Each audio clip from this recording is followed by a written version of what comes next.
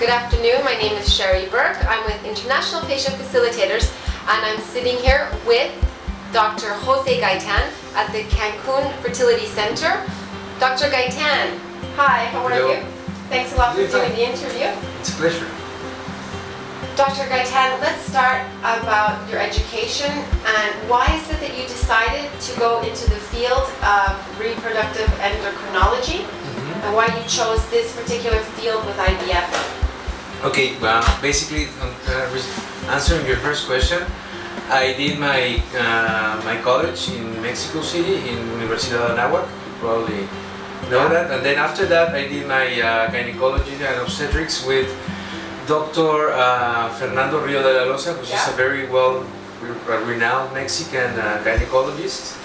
I did with the Mexican State University, and after that I did my subspecialty, which is would be like my what's your specialty? My specialty in reproductive endocrinology in Valencia, in Spain, in the Instituto Valenciano de Infertilidad, which is the biggest group in Europe, and I did a master's degree there simultaneously with the specialty in the Universidad de Valencia from reproductive techniques.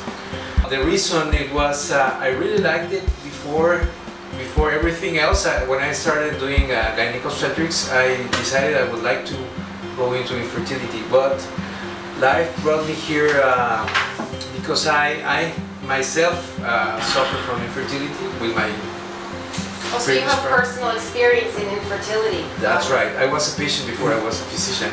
I went through all the things, from problem coitus to doing the tubal reversal and the IVF and everything. So I've been in that side of the chair, right? And that actually made it very easy for me to decide what I wanted to do. Hey, Dr. Gaytan, that's a really interesting question.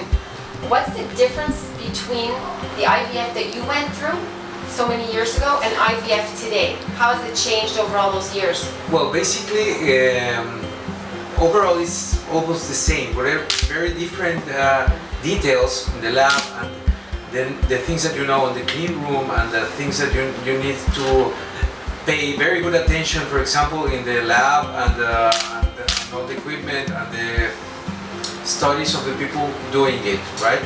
So it would be very tedious to give you all the different things because all the culture media has changed, all the procedures in the lab has changed, all the things that you need in machinery and the cleanness of the air and many things. What about the medications? Have they changed in the past 13 years, 14 years?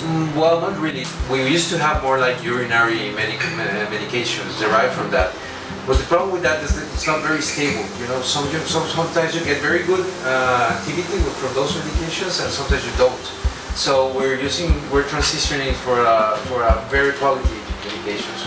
That really leads us into a really good question. Here at the Fertility Center Cancun, what medications do you typically use with an IVF patient? We use the best medication available. And post-transfer, are you using any kind of medications to support the embryo transfer? Yes, we do progesterone, but we do it vaginally. We don't do any injections, which are painful and needless. Needless. That's right.